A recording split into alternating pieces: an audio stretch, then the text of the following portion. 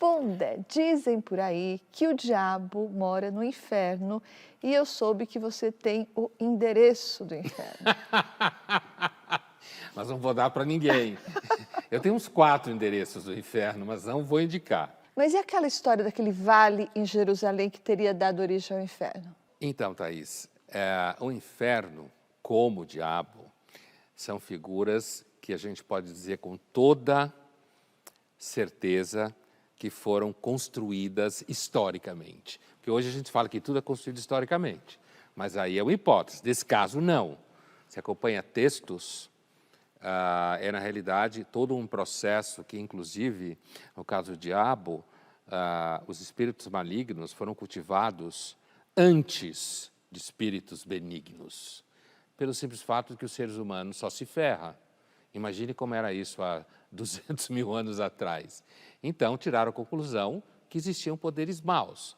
Então, estou dizendo isso porque, dentro desse processo de construção da ideia do que a gente chama de inferno, um dos elementos é um elemento geográfico, histórico, que era o vale onde se jogava cadáver de bandidos, de gente condenada por roubo, gente fora da lei em geral, né?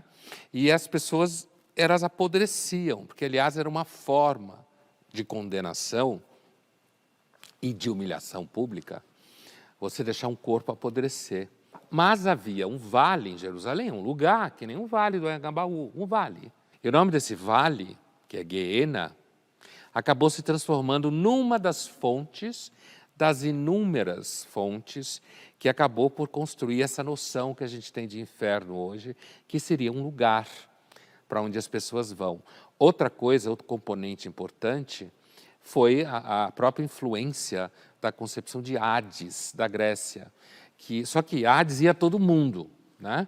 E não era um inferno, mas era do submundo, né, embaixo.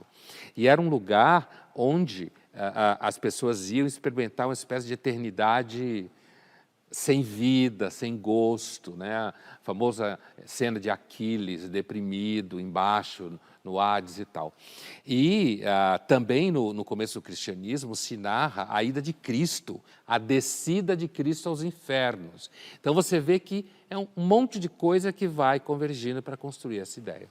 Você falou que os espíritos malignos nasceram antes dos espíritos benignos. Isso quer dizer que o diabo é mais velho que Deus? Se a gente pegar o diabo como uma metáfora, um dos estágios históricos da ideia de um espírito mau com poder, então a gente pode dizer sim, segundo muitos arqueólogos contemporâneos, já apontado por um historiador das religião comparada do final do século passado, chamado Carus, né, Paul Carus, um alemão, que é muito provável que nossos ancestrais tenham começado a adorar espíritos que nós chamaríamos de malignos. Por quê?